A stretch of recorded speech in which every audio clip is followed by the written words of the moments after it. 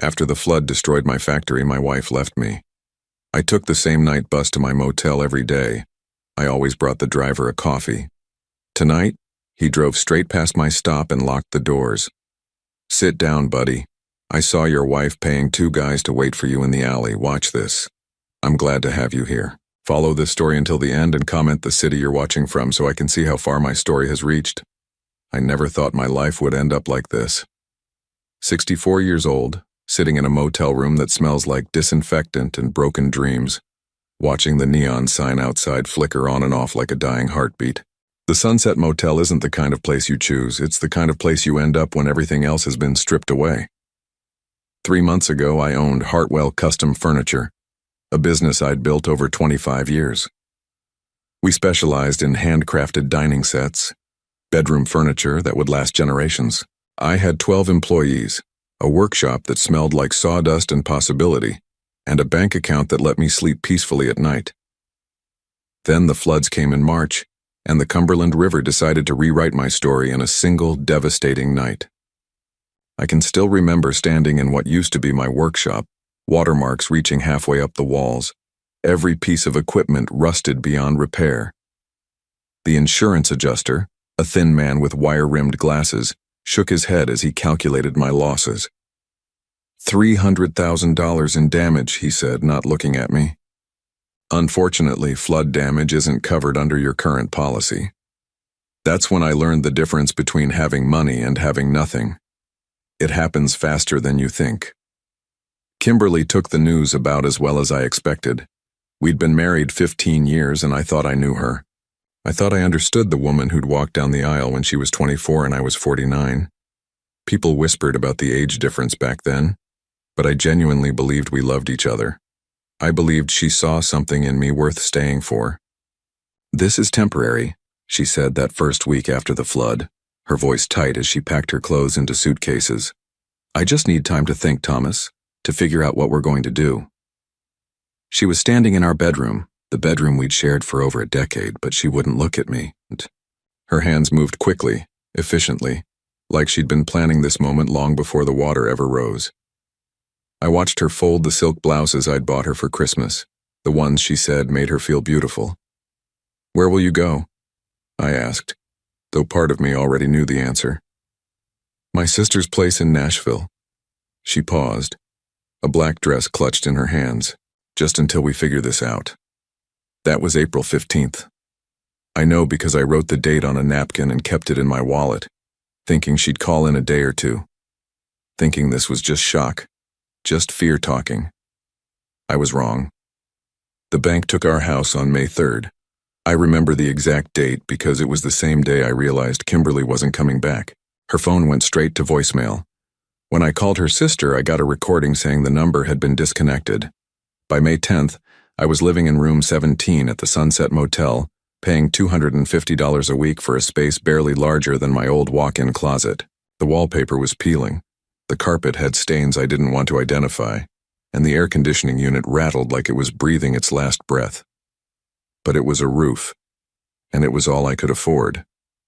The job at Morrison Security came through a temp agency. Night shifts, $8 an hour, watching empty office buildings while the rest of the world slept. It wasn't much, but it gave me $500 a week, enough to keep paying for the motel and buy food from the gas station down the street. That's how I ended up on the number 47 bus every night at 10:30, riding 40 minutes across town to spend 8 hours walking empty hallways. The bus was old, probably from the 1980s, with torn vinyl seats and windows that didn't quite close properly. But the driver was kind.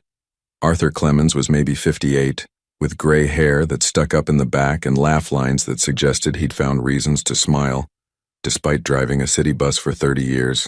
He always wore the same navy blue uniform, always had a thermos of coffee beside his seat, and always greeted every passenger like they mattered.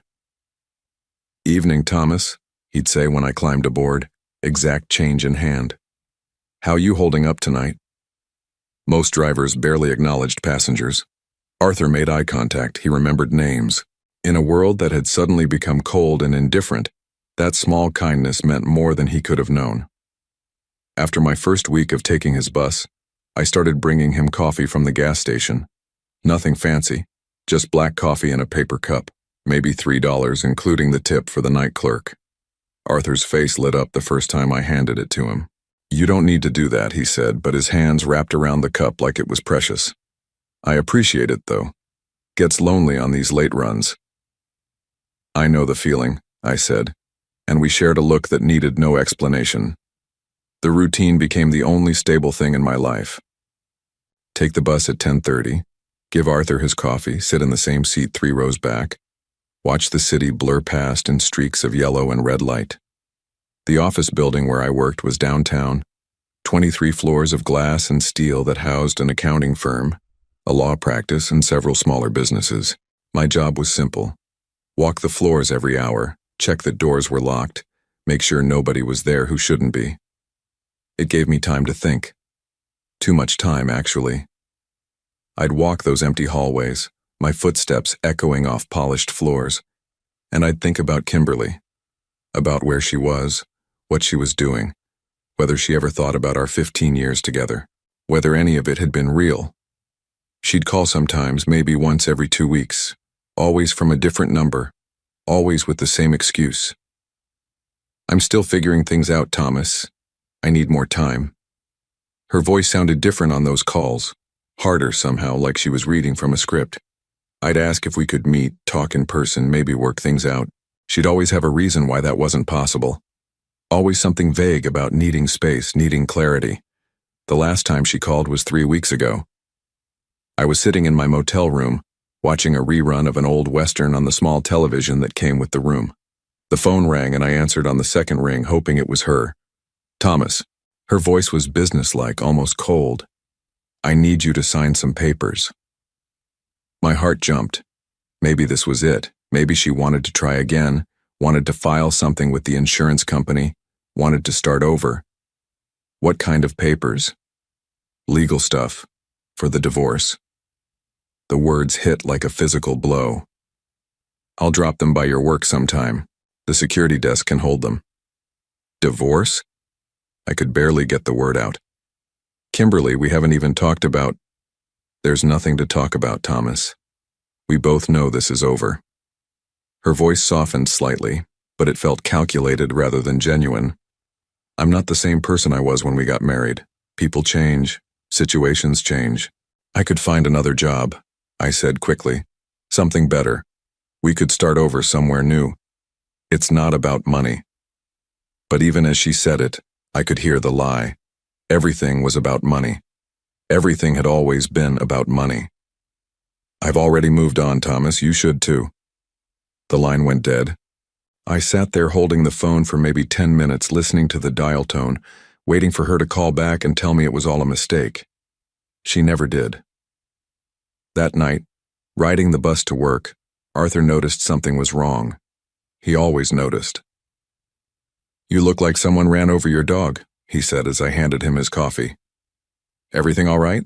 I considered lying, telling him I was fine, keeping my problems to myself like I'd been doing for months. Instead, I found myself saying, my wife wants a divorce. Arthur nodded slowly, like he'd suspected this was coming. How long you been married? 15 years. The number felt heavy in my mouth. She left when I lost my business, said she needed time to think. And now? Now she says she's moved on. I sat down in my usual seat, feeling older than my 64 years. Guess I was the only one who thought we still had a chance. Arthur was quiet for a long moment, navigating through downtown traffic. Then he said, some people stick around for the good times and disappear when things get hard. Others stick around through everything. Sounds like you married the wrong kind. The simple truth of it cut deep, but it also felt like permission to stop hoping. Stop waiting for her to come back. Stop believing that love could survive when everything else had failed. But that night, walking the empty corridors of the office building, I couldn't shake the feeling that something wasn't right. Kimberly's call had felt wrong somehow, too scripted, too final. In 15 years of marriage, even during our worst fights, she'd never been that cold, that dismissive. I told myself I was imagining things, that grief was making me paranoid, But as I stood at the security desk looking at my reflection in the dark windows, I couldn't escape the feeling that there was more to this story than she was telling me. The papers she'd mentioned never showed up. Days passed, then weeks, and nothing came to the security desk. When I tried calling the number she'd used, it was disconnected. When I tried her sister's house again, a stranger answered and told me no one by that name lived there. It was like Kimberly had vanished completely, leaving me with questions I couldn't answer and a growing certainty that everything she'd told me was a lie. The feeling started small, like an itch you can't quite reach. I'd be walking to the gas station for my usual dinner, a microwaved sandwich and a bottle of water, and I'd catch a glimpse of someone in my peripheral vision. When I'd turn to look, there'd be no one there. Just shadows and parked cars and the ordinary bustle of people living their lives. At first I chalked it up to stress. Losing everything tends to make a man jumpy, and I figured my nerves were just catching up with the reality of my situation.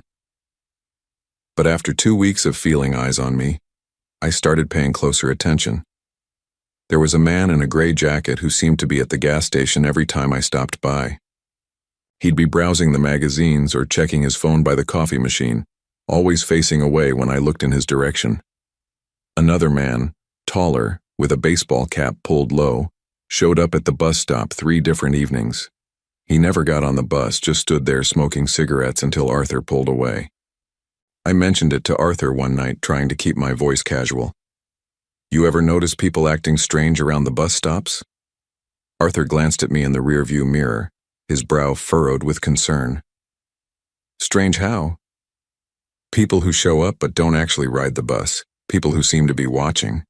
Even saying it out loud made me feel paranoid, like an old man seeing conspiracies where none existed. But Arthur didn't dismiss my concerns. Instead, he was quiet for a long moment, navigating through evening traffic with practiced ease.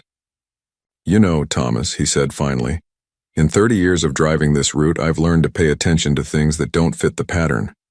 People who stand around bus stops without getting on buses, that's definitely something that doesn't fit."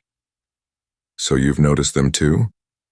"Last week there was a guy at the Morrison building stop, just standing there when I dropped you off, still standing there when I came back through an hour later. Didn't look like he was waiting for anything in particular." Arthur adjusted his mirrors, checking something behind us. "Tonight, there's a dark sedan that's been following us for about 10 minutes, staying back but making the same turns we are." My stomach tightened. "You think someone's following me?" "I think someone wants you to think they're following you. Question is why." Arthur's voice was steady, but I could hear the concern underneath. "You got any idea who might want to keep tabs on you?" The honest answer was no. I was nobody special, just an old man who'd lost his business and his wife working a minimum wage job to pay for a motel room. I had no enemies, no debts significant enough to warrant this kind of attention. But then I thought about Kimberly's phone call, about the cold efficiency in her voice when she'd mentioned divorce papers that never materialized. "My ex-wife called a few weeks ago," I said slowly. "Said she was sending papers for me to sign, legal documents, but nothing ever showed up." Arthur nodded thoughtfully. "What kind of legal documents?" "She didn't specify, just said it was for the divorce." I paused, remembering the conversation more clearly now. "Actually, she asked about my work schedule. Wanted to know which shift I was working when I'd be at the building to receive the papers." "And you told her?" "Yeah, 10:30 to 6:30, 5 nights a week." The realization hit me like cold water. She knows exactly when I'm traveling, exactly which bus I take. Arthur was quiet again, but I could see him checking his mirrors more frequently. "Thomas, I'm going to ask you something, and I want you to think carefully before you answer. In the 15 years you were married to this woman, did she ever show interest in things like life insurance?" The question seemed to come from nowhere, but something in Arthur's tone made me take it seriously. I thought back through the years of our marriage, trying to remember conversations about insurance, about finances, about planning for the future. "She handled most of the paperwork for the business," I said slowly. "Insurance policies, benefits, that kind of thing. Said she was better with details than I was." I paused, a memory surfacing. Actually, a About 6 months before the flood, she suggested we increase my life insurance policy. Said we should protect our future, make sure we were covered if something happened to me. How much? $200,000. It seemed reasonable at the time. I was the primary earner and the business was doing well. She said it would give us peace of mind. I felt a chill that had nothing to do with the air conditioning. You think that's relevant? Arthur didn't answer directly. Instead, he asked, have you signed any papers lately? Anything your wife sent or brought by or asked you to take care of? No. Like I said, the papers she mentioned never showed up. But even as I said it, I remembered something else. 3 weeks ago, a woman had approached me at the gas station, professional looking with a clipboard and a friendly smile. She'd said she was from my old insurance company, updating beneficiary information after my address change. Actually, I said, my mouth suddenly dry, there was someone, a woman with a clipboard, said she was updating my insurance records. I signed some forms, gave her my new address. Arthur's hands tightened on the steering wheel. What did she look like? Blonde hair, maybe mid-30s, well-dressed. She had proper paperwork, knew details about my policy that seemed legitimate. I tried to remember more specifics, but the interaction had been brief, routine. She said it was standard procedure when a policyholder changed addresses. Thomas, I need to tell you something. Arthur's voice was careful, measured. I've been driving city buses for 30 years.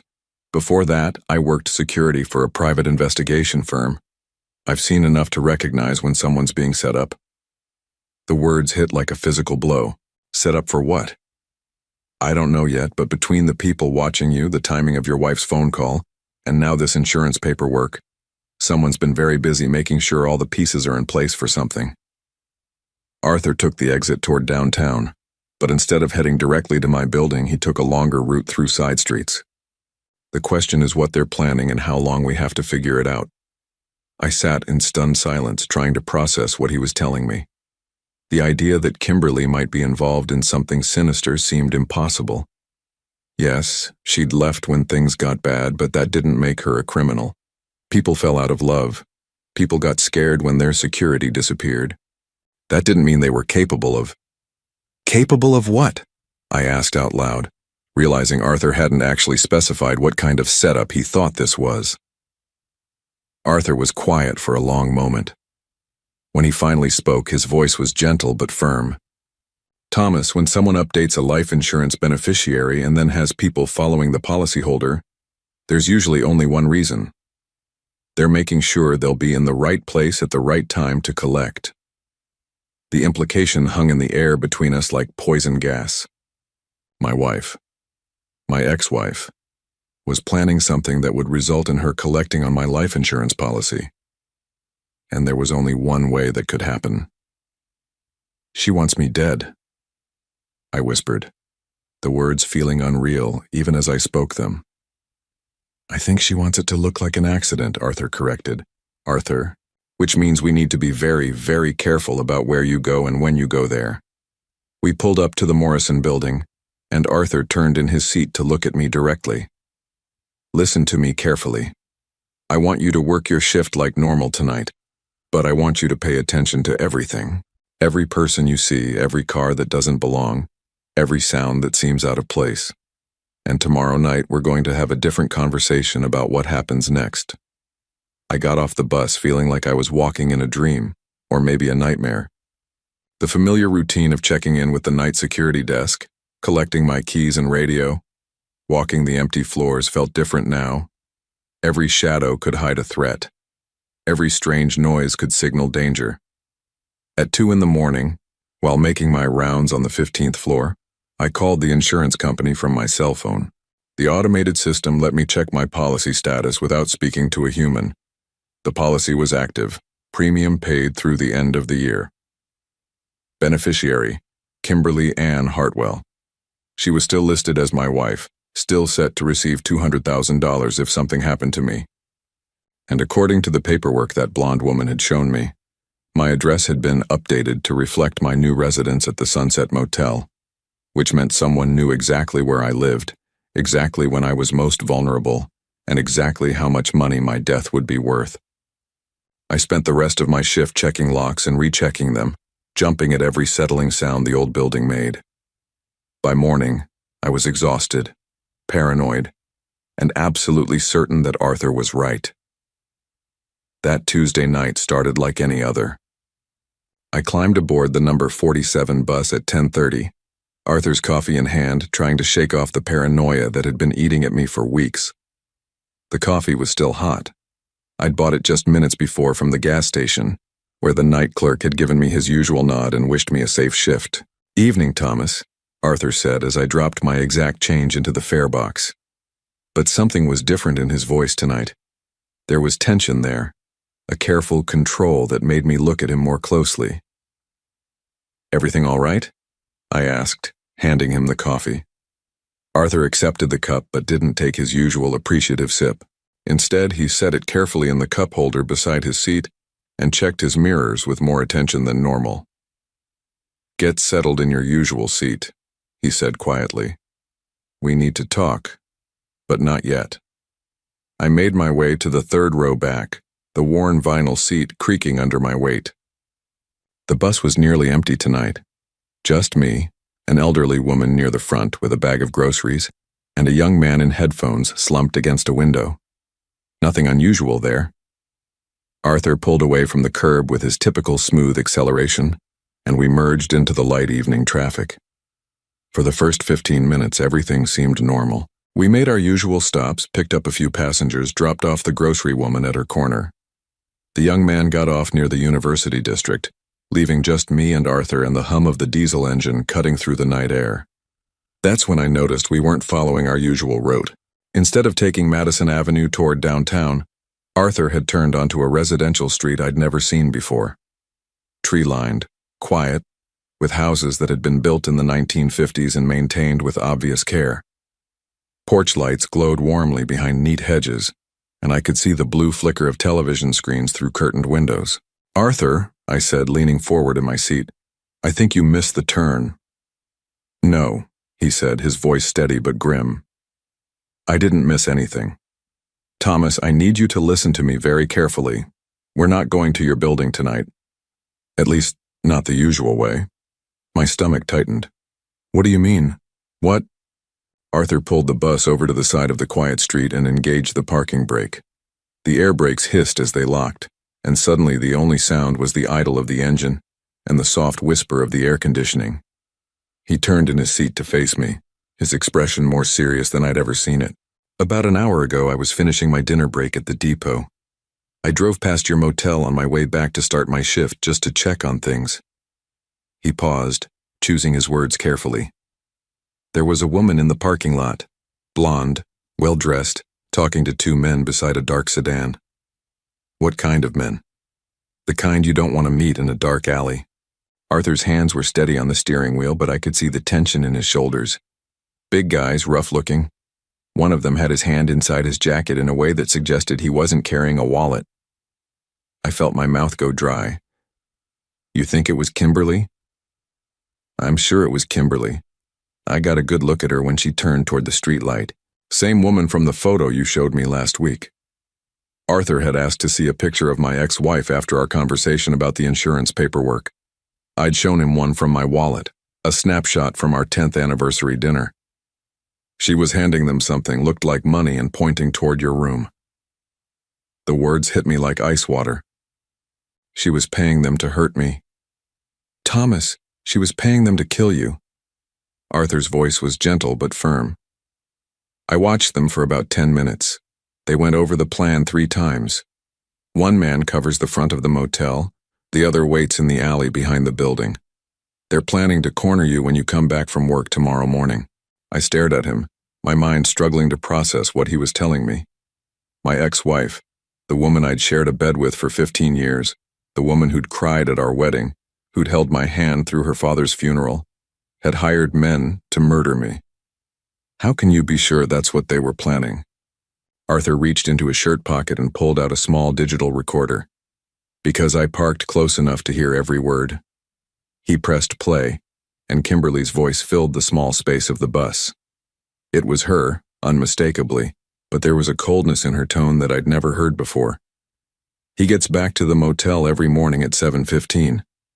Takes the same route through the alley because the front entrance is usually crowded with the breakfast crowd from the diner next door. A man's voice, gravelly and impatient. You sure he'll have the route tomorrow? He's worked the same schedule for 2 months. He's a creature of habit. Kimberly's laugh was bitter. That's part of what made this so easy to plan. Another man's voice. What about witnesses?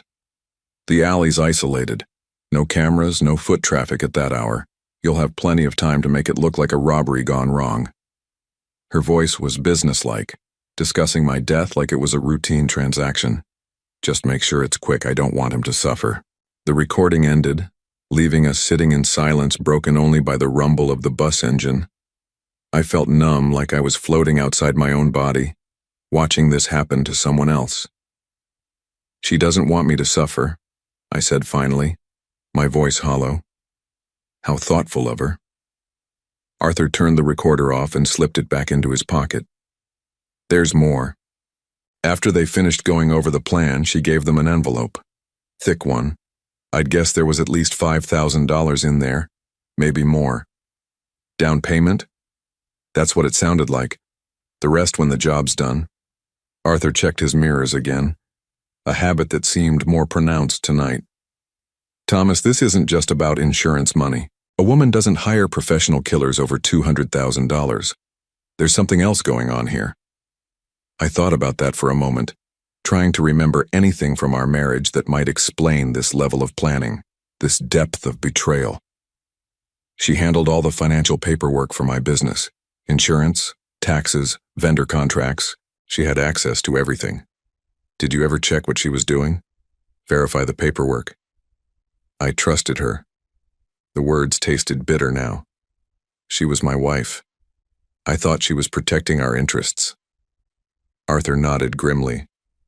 Trust is a beautiful thing until someone weaponizes it against you.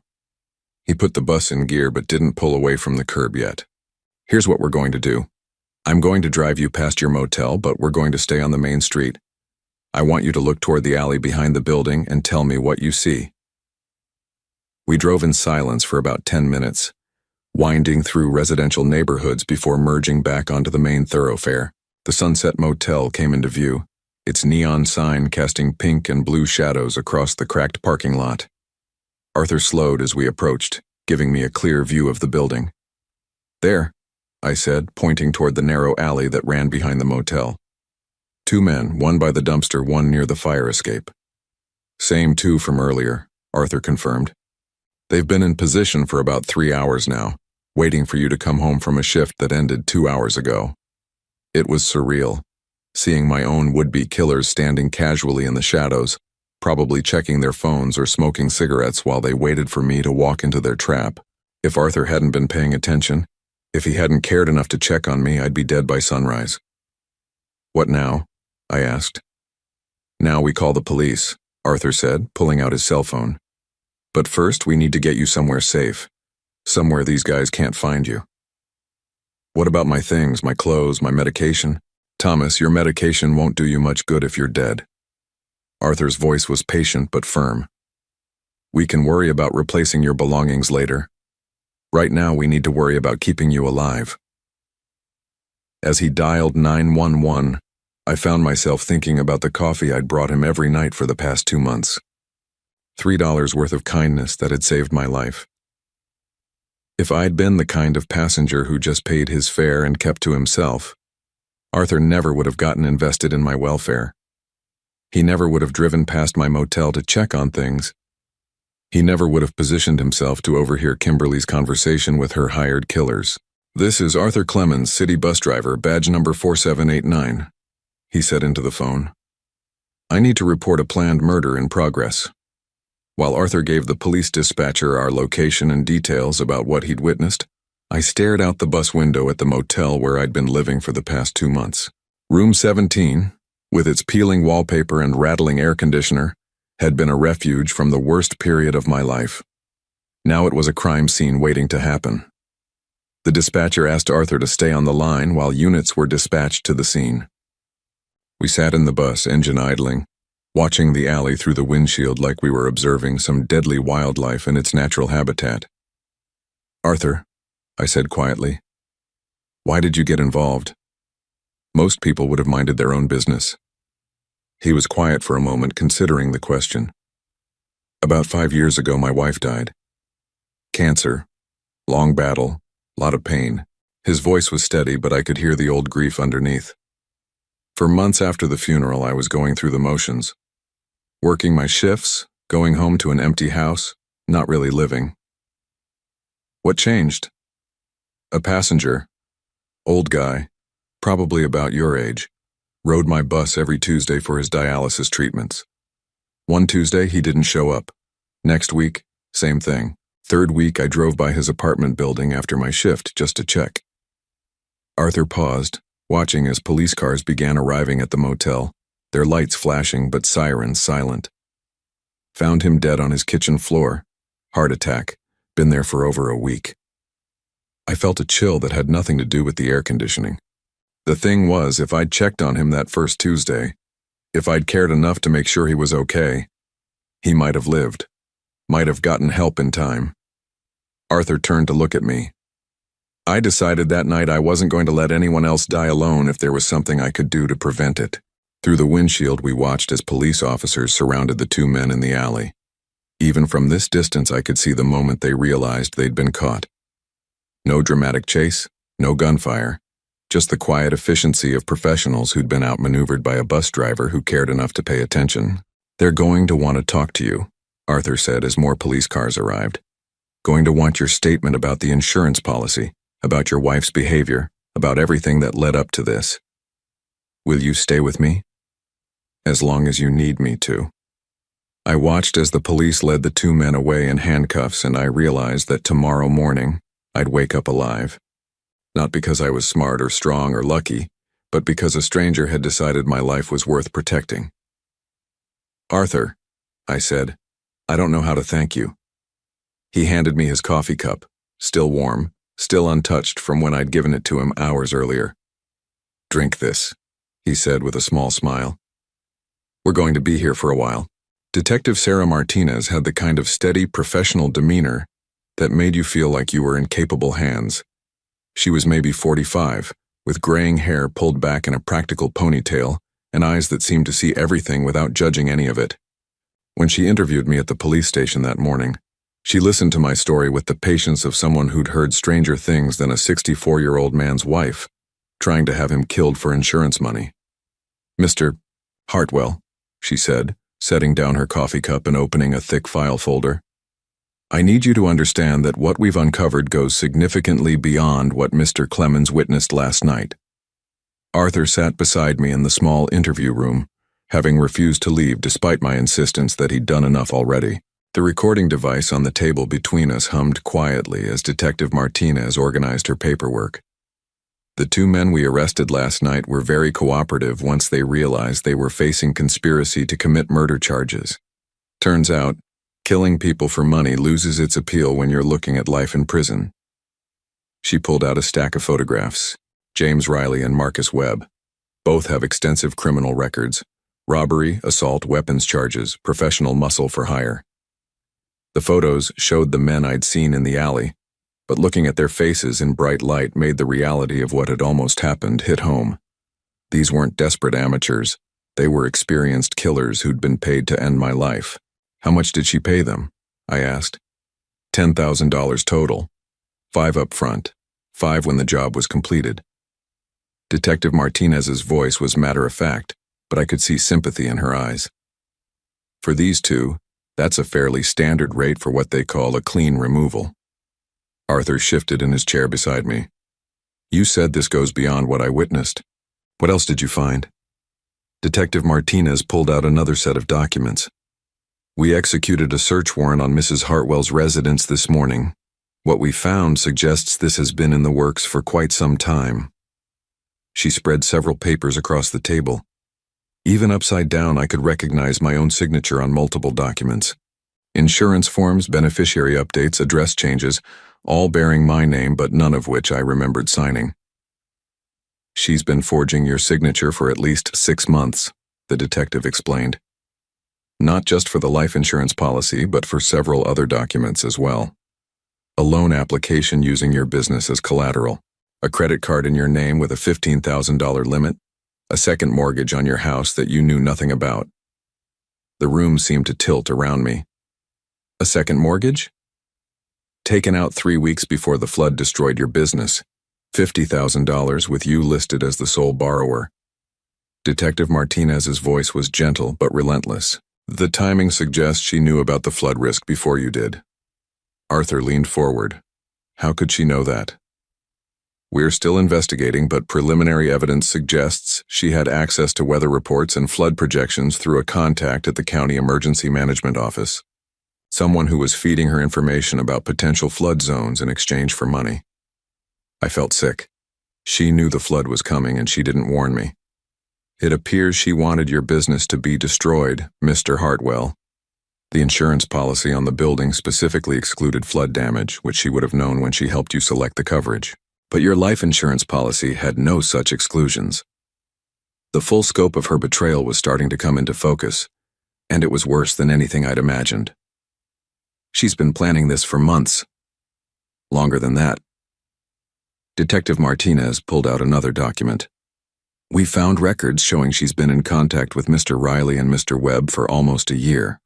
Text messages, phone calls, even a few in-person meetings. She's been building toward this for a very long time. Arthur's voice was tight with anger. What was her endgame? Kill Thomas? Collect the insurance money and disappear?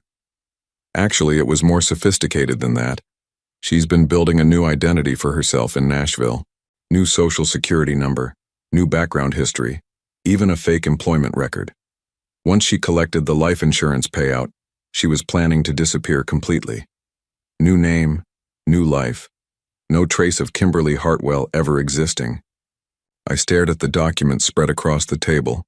My wife's handwriting mingled with my forged signature on papers that were designed to destroy my life and fund her escape. 15 years of marriage, and I'd been nothing more than a long-term investment that had finally matured. Where is she now? I asked. That's the interesting part. Detective Martinez's expression grew more serious. When we went to arrest her this morning, she wasn't at her sister's house in Nashville. According to the sister, Kimberly left yesterday evening and didn't say where she was going. A chill ran down my spine. She knows the plan failed. We think so. The men we arrested last night were supposed to check in with her by 6 this morning. When they didn't, she probably realized something had gone wrong. The detective paused, checking her notes. We've put out a BOLO alert for her vehicle, and we've frozen her bank accounts. She can't get far without money. Arthur frowned. Unless she has cash hidden somewhere, which she does. Detective Martinez pulled out bank statements. Over the past 6 months, she's been withdrawing large amounts of cash from accounts tied to the loans she took out in your name, Mr. Hartwell. We estimate she has access to at least $30,000 in untraceable currency. The betrayal kept getting deeper. Not only had she planned to kill me, but she'd been stealing from me for months to fund her escape plan. Every signature she'd forged, every document she'd falsified, every lie she'd told me about needing time to think. It had all been part of a systematic destruction of everything I'd built. Detective, I said, trying to keep my voice steady. What happens now? Now we find her. And in the meantime, you're going to need somewhere safe to stay. She's already proven she's willing to hire killers, and $30,000 can buy a lot of determination.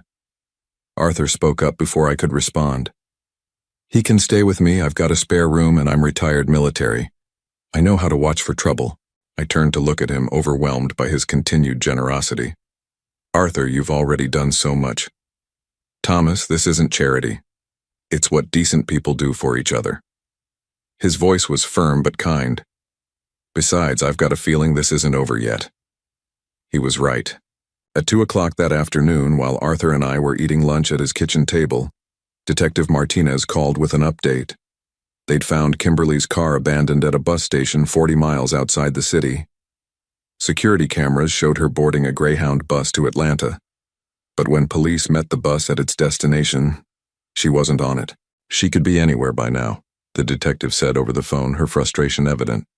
She planned this escape route as carefully as she planned everything else. What about the men she hired? I asked. Are they talking? They're singing like canaries, hoping to get reduced sentences. But here's the thing, Mr. Hartwell. They weren't the only ones she contacted. According to their statements, she had backup plans in case they failed. Other people she could call. Other ways to complete the job. My blood ran cold. She's not giving up. Probably not. Women like Kimberly Hartwell don't invest a year of planning just to walk away when the first attempt fails. She's likely regrouping, trying to figure out a new approach. After Detective Martinez hung up, Arthur and I sat in his kitchen in thoughtful silence. His house was small but comfortable, filled with the kind of furniture that suggested a man who'd lived alone for a while but still cared about making his space feel like home. Through the window I could see his neighbor working in a garden, an ordinary scene of suburban peace that felt surreal after the events of the last 24 hours. Arthur, I said finally, why didn't I see this coming? 15 years of marriage, and I never suspected she was capable of something like this. Arthur refilled our coffee cups, considering the question, because you're not capable of something like this. People like us, we assume other people think the way we do. We can't imagine the kind of long-term deception she pulled off because we'd never be able to live with ourselves if we did something like that. But there had to be signs, things I should have noticed. Probably, but recognizing evil requires thinking like evil, and that's not necessarily a bad thing that you couldn't do that. Arthur sat back down, studying my face. The question now isn't how you missed the signs. The question is what you're going to do with the rest of your life. It was a question I hadn't had the luxury of considering. For months I'd been focused on day-to-day survival, paying for the motel room, working enough hours to afford food, getting through each day without falling apart completely. The idea that I might actually have a future, that I might be able to build something beyond mere survival hadn't occurred to me. I don't know, I admitted. I've lost everything. The business, the house, my savings. Even if they catch Kimberly, even if she goes to prison, I'm still a 64-year-old man with nothing to show for 40 years of work. Arthur was quiet for a moment, then got up and walked to a bookshelf in his living room. He came back with a small wooden box, the kind used for jewelry or keepsakes. Inside was a business card yellowed with age. After my wife died, I thought my life was over too. Thought the best years were behind me, and all I had to look forward to was marking time until I joined her. He handed me the business card. Then I met a man who taught me something important. The card read, Clemens & Associates, Custom Furniture Restoration, in smaller print, specializing in antique repair and refinishing. I looked up at Arthur, confused. You restore furniture? I learned how from a master craftsman who taught me that broken things aren't worthless. They just need someone who knows how to fix them properly. Arthur's voice was steady, but there was something deeper underneath. Thomas, you've been treating yourself like you're broken beyond repair. But what if you're just damaged goods that need the right kind of attention? I thought about that while Arthur prepared dinner, a simple meal of grilled chicken and vegetables that tasted better than anything I'd eaten in months. As we ate, he told me about his furniture restoration business, how he'd started it as a hobby after his wife's death, and gradually built it into something that brought him both income and satisfaction. The thing about restoration work, he said, is that you can't rush it. You have to respect the original craftsmanship, understand what made the piece valuable in the first place, then carefully repair the damage without destroying the character that made it worth saving. You're talking about more than furniture, aren't you? Arthur smiled. Maybe. But I'm also talking about the fact that I could use a business partner, someone who understands woodworking, someone who knows how to build things that last. The offer hung in the air between us like a lifeline I was afraid to grab. After everything that had happened, after all the betrayal and loss and fear, the idea that someone might actually want to work with me, might see value in what I could contribute, seemed too good to be true. Arthur, I appreciate what you're trying to do, but I don't have any money to invest. No tools, no workspace, nothing to contribute except 40 years of experience building furniture that people wanted to keep in their families for generations. Arthur interrupted gently. Thomas, I don't need your money, I need your expertise. I need someone who understands wood and craftsmanship and what it takes to create something beautiful. As we cleaned up the dishes, my phone rang. Detective Martinez again, this time with news that made my knees weak with relief and terror in equal measure. "We found her," she said without preamble. Kimberly Hartwell was arrested 2 hours ago at a bus station in Birmingham, Alabama. She was carrying a fake ID and $28,000 in cash. Is she talking? Not yet, but she will. We have enough evidence to put her away for a very long time, Mr. Hartwell.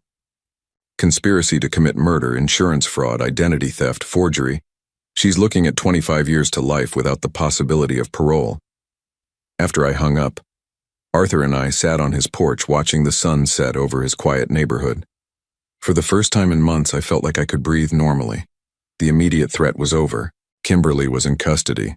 Her hired killers were behind bars, and I was alive. But more than that, I was beginning to understand that survival wasn't the same thing as living. And for the first time since the flood destroyed my old life, I was starting to think about what kind of new life I might want to build.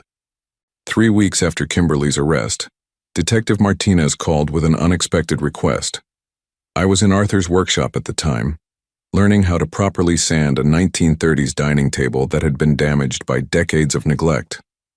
The methodical work was therapeutic. Each stroke of sandpaper revealed a little more of the original wood underneath the accumulated scratches and stains. "Mr. Hartwell," Detective Martinez said when I answered the phone, "I need to ask you something that might be difficult. Would you be willing to participate in a recorded conversation with your ex-wife?" I stopped sanding, my hand frozen above the table's surface. "What kind of conversation?" "She's finally agreed to cooperate with our investigation, but only if she can speak to you first. Her lawyer says she has things she needs to explain, things that might help you understand why this happened." Arthur looked up from the antique armoire he was restoring, his expression concerned. He'd been protective of me since the night he'd saved my life, almost paternal in his attention to my well-being. I knew he wouldn't like the idea of me facing Kimberly again. "Is it safe?" I asked. "Completely. She's in custody, the conversation would be recorded, and there would be guards present. You'd be separated by reinforced glass."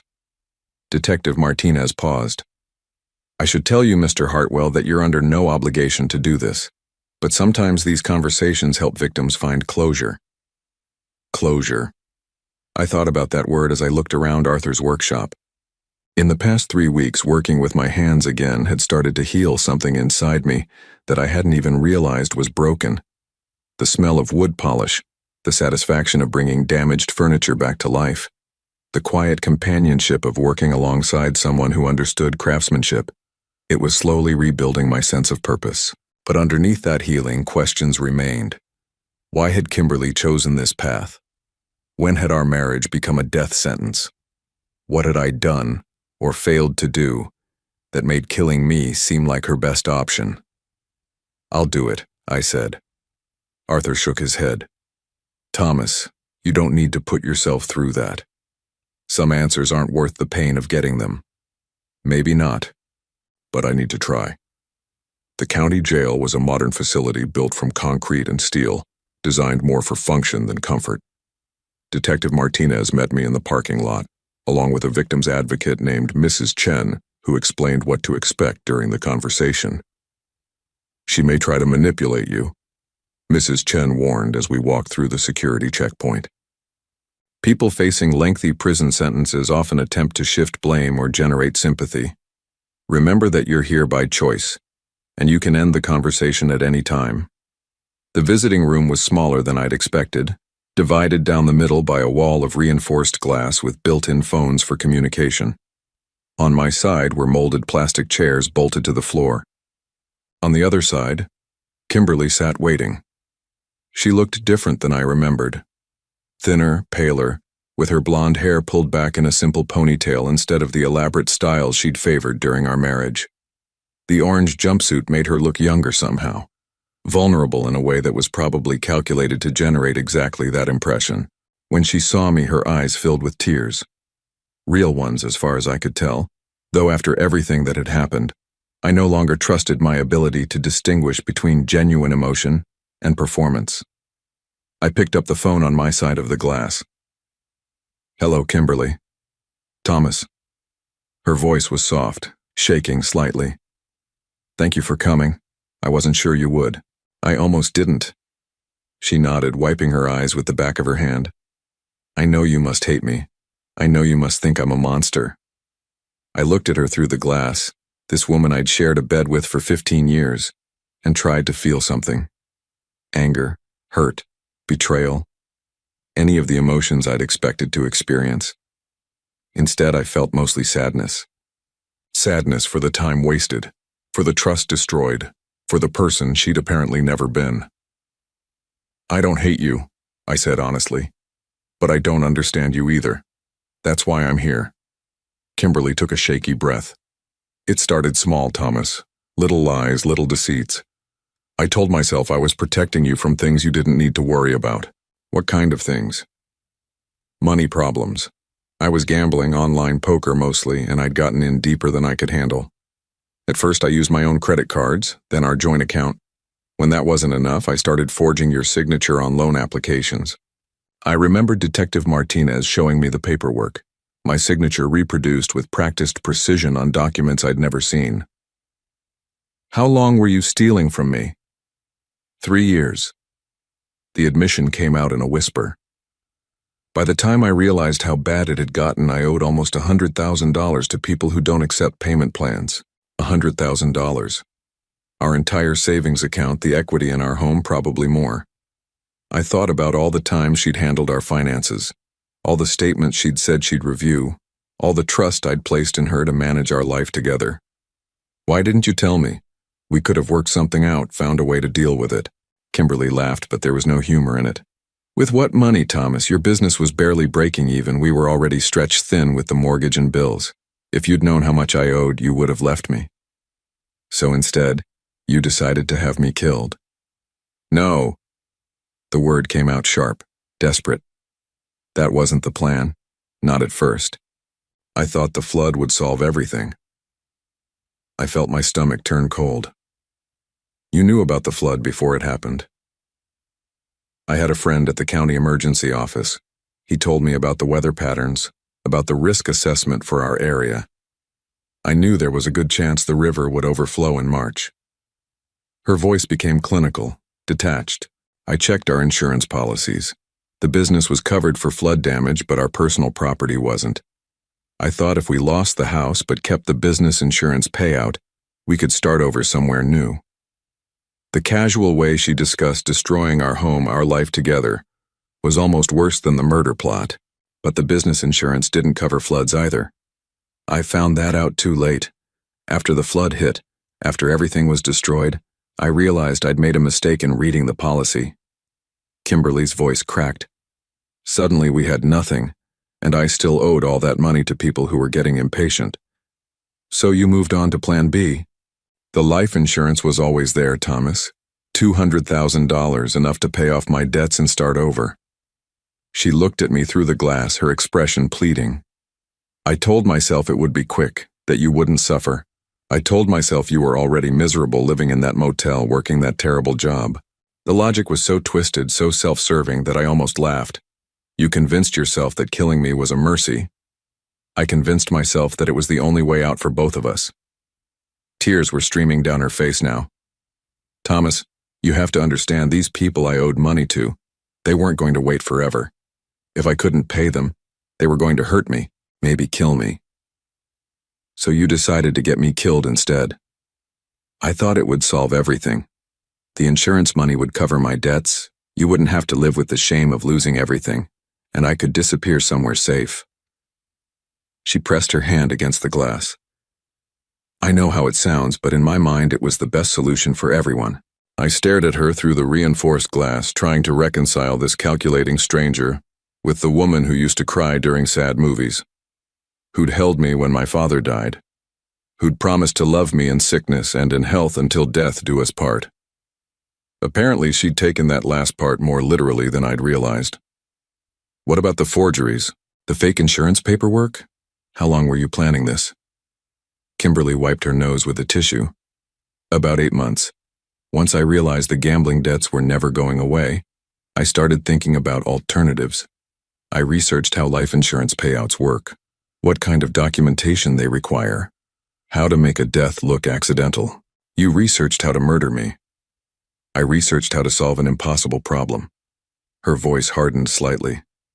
Thomas, you weren't listening to me during those last few months of our marriage. You were so focused on the business, so absorbed in your own world that you didn't notice I was drowning. And there it was, the shift Detective Martinez had warned me about. The attempt to make this partially my fault, to suggest that if I'd been a better husband, she wouldn't have been forced to plan my murder. So this is my fault for not noticing you were stealing from me and planning to have me killed? No, that's not what I meant. What did you mean, Kimberly? She was quiet for a long moment, her hand still pressed against the glass between us. When she spoke again, her voice was different, smaller, defeated. I meant that I'm sorry. I meant that I destroyed everything good in my life because I was too proud to ask for help and too scared to face the consequences of my mistakes. She looked directly at me for the first time since I'd sat down.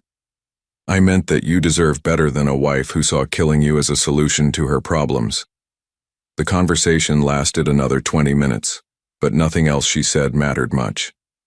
She answered my questions about the details. How she'd found the men she hired, how she'd planned to collect the insurance money, where she'd intended to go afterward. But the essential truth was simple. She'd been in trouble, and rather than face it honestly, she'd chosen to eliminate the person who trusted her most. When I hung up the phone and walked out of the visiting room, Detective Martinez was waiting with the paperwork for me to sign. My statement about the conversation would be part of the evidence used in her sentencing hearing. How do you feel? Mrs. Chen asked as we walked back to the parking lot. Empty, I said honestly. I thought I'd feel angry or betrayed or something dramatic. Instead, I just feel like I wasted 15 years of my life with someone I never really knew. That's not uncommon, she said gently. Sometimes the hardest part of these situations is accepting that the person we thought we loved was never real to begin with. Arthur was waiting in his truck when I came out of the building. He'd insisted on driving me to the jail, saying he didn't want me to be alone afterward. As we drove back to his house, I told him about the conversation, about Kimberly's explanations and justifications and apologies. Do you believe her? He asked when I finished. I thought about that as we turned into his neighborhood, past the neat houses with their well-maintained lawns and the kind of quiet stability I'd never appreciated until it was gone. I believe she's sorry, I said finally. I believe she's scared and desperate and probably genuinely regretful about how things turned out. But I also believe she would have gone through with it if you hadn't intervened. I believe she would have collected that insurance money and slept just fine in her new life while I was buried in some cheap cemetery. Arthur nodded. Some people are sorry they did something wrong. Other people are just sorry they got caught. That evening, as I helped Arthur apply a final coat of varnish to the dining table we'd been restoring, I realized something important. The conversation with Kimberly hadn't given me closure. It had given me perspective. For months, I'd been torturing myself with questions about what I could have done differently, how I'd failed as a husband, whether I bore some responsibility for the destruction of my marriage. Now I understood that some people are simply willing to do things that others can't imagine. Some people will lie and steal and betray and justify it all as necessary for their survival. And recognizing that truth wasn't defeat. It was liberation. Arthur, I said as we cleaned our brushes, tell me more about this business partnership you mentioned.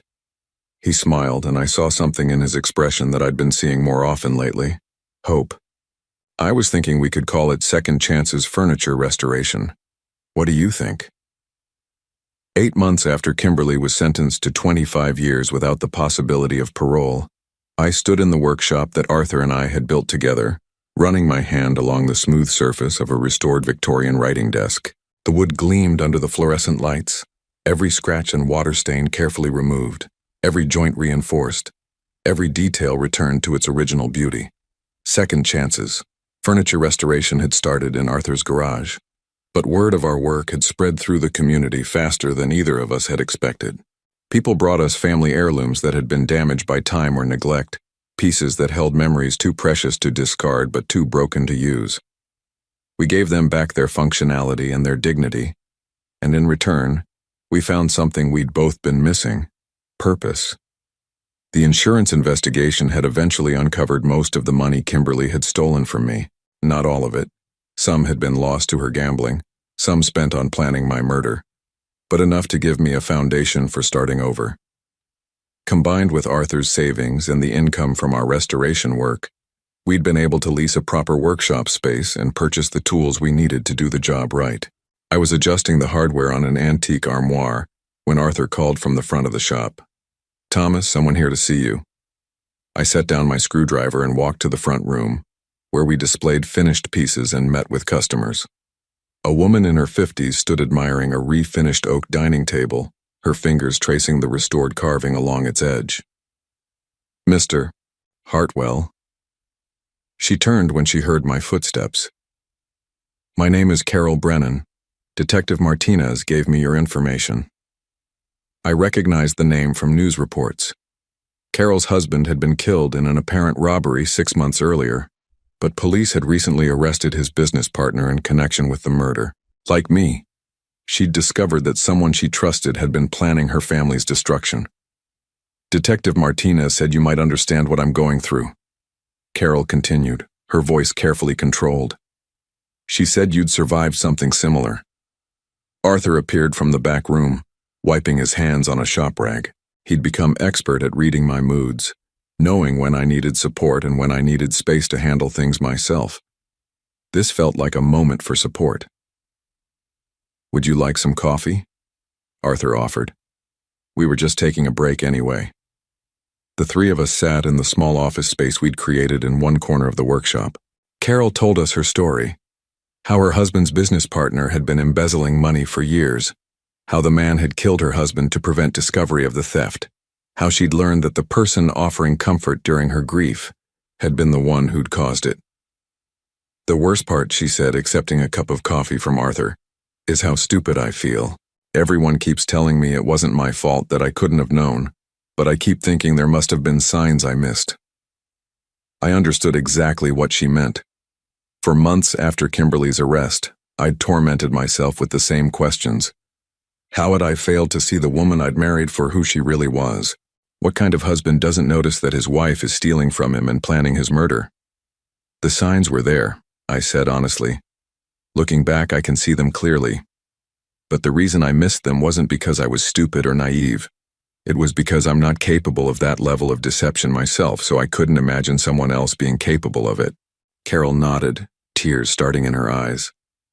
"People keep saying I should feel angry, but mostly I just feel lost. Like everything I thought I knew about my life was a lie." "Some of it probably was," Arthur said gently, "but not all of it. The love you felt was real. The memories you made were real. The person you thought you were married to, that person existed in your mind and heart even if they didn't exist in reality." Over the next hour, Carol told us about the financial investigation, the arrest, the upcoming trial. Her husband's business partner had stolen over $300,000 from their company, money that should have secured their retirement. Now she was facing not only the loss of her husband, but the loss of their financial security. "I don't know how to start over," she admitted. "I'm 53 years old. I haven't worked outside the home in 20 years. I don't even know who I am without him." I thought about that question, about the difference between starting over and continuing forward. 6 months ago, I'd thought my life was essentially finished. 64 years old, no money, no home, no prospects, betrayed by the person I'd trusted most.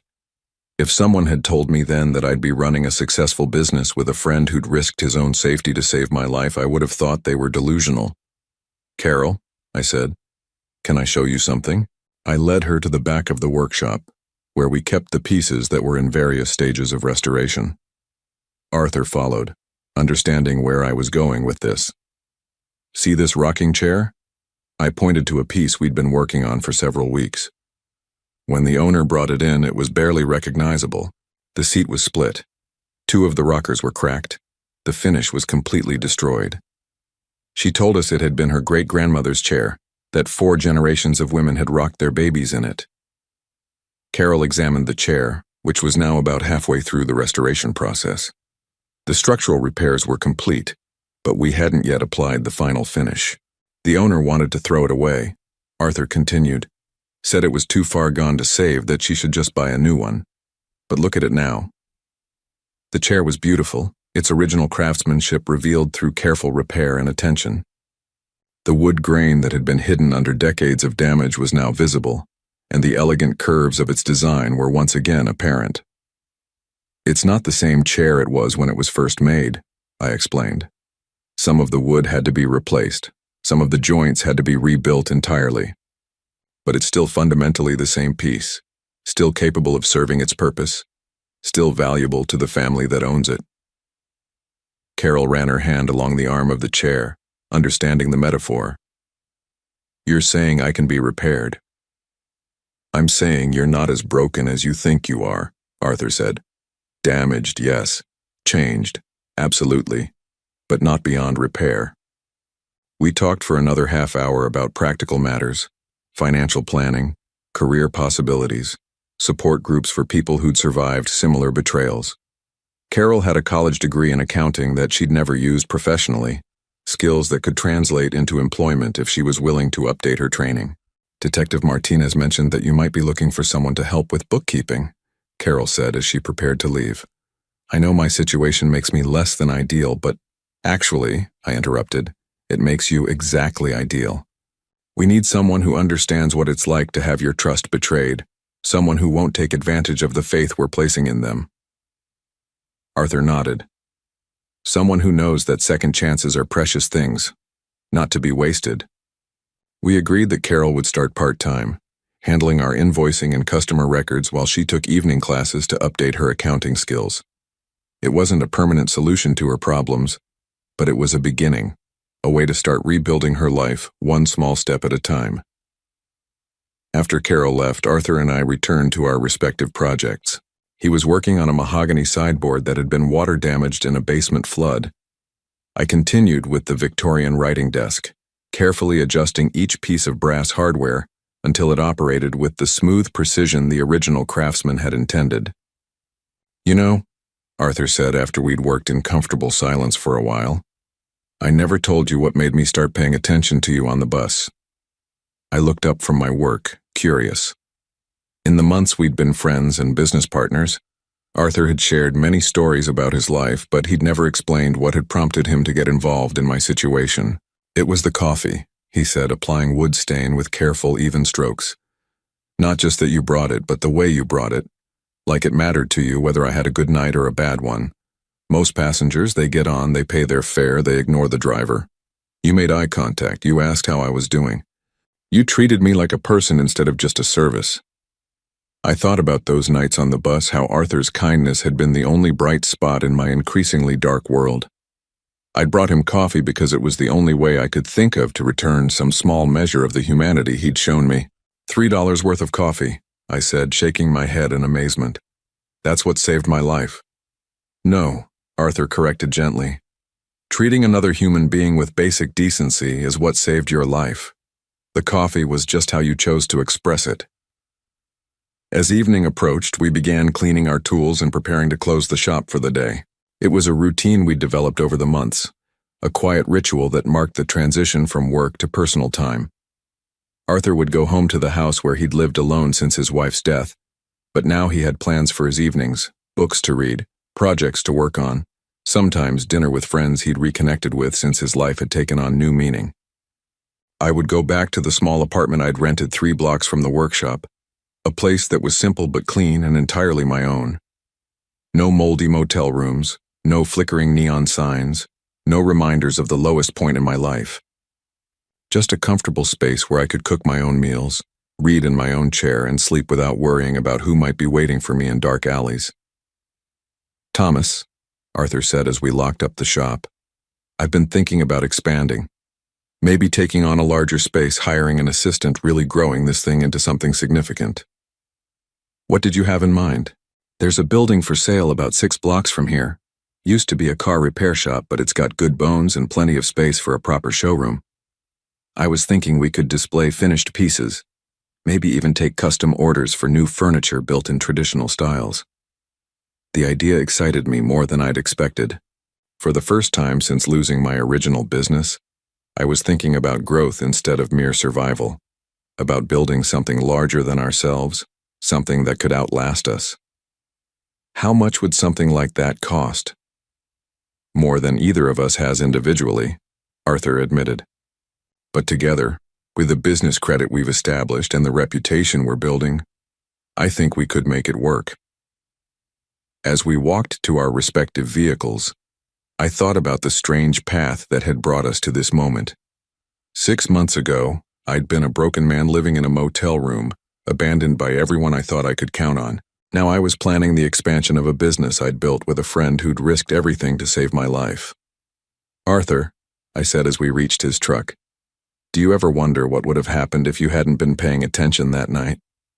If you'd just driven your route and minded your own business?" He was quiet for a moment, considering the question.